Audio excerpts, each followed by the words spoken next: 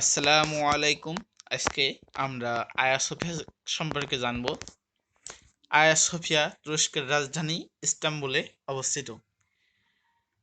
আয়া সোফিয়া প্রথম 1000 বছর গির্জা হিসেবে ব্যবহৃত হয়েছে এবং পরবর্তী 500 বছর মসজিদ হিসেবে ব্যবহৃত হয়েছে।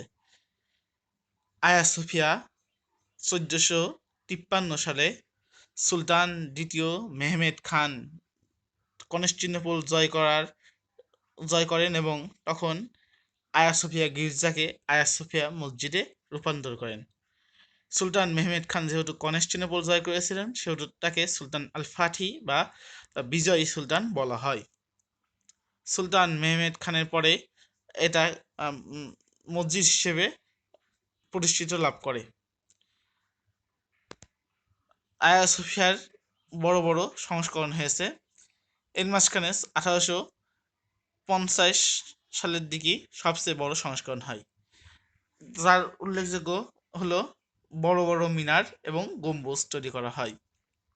এর ভিতরে মহান আল্লাহ তাআলার এবং হযরত মুহাম্মদ সাল্লাল্লাহু সাল্লাম ও আবু বকর রাদিয়াল্লাহু তাআলা আনহু, উসমান রাদিয়াল্লাহু তাআলা আনহু সহ খিলাফতগণদের নাম খোদাই করা দেওয়ালে লেখা হয়। আয়া সোফিয়া মসজিদে আরও রয়েছে আলোকসজ্জা। আধুনিক তুরস্ক গঠনের পর নাস্তিক কামাল পাশা এটাকে জাদুঘরে রূপান্তর করে 1935 সালে।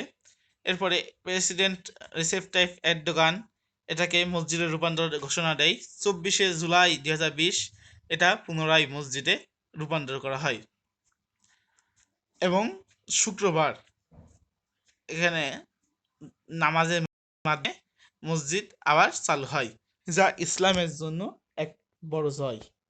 মহান আল্লাহ তাআলা এইভাবে ইসলামকে জয় করুন, আমিন।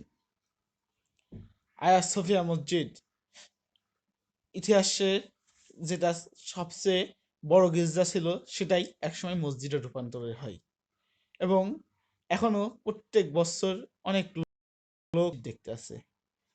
সো বন্ধুরা, আশা করি আপনারা ভিডিওটা ভালো লাগবে। আজকে এই পর্যন্তই। আমরা আগামীতে আরেকটা ভিডিও নিয়ে আসবো। আসসালামু আলাইকুম।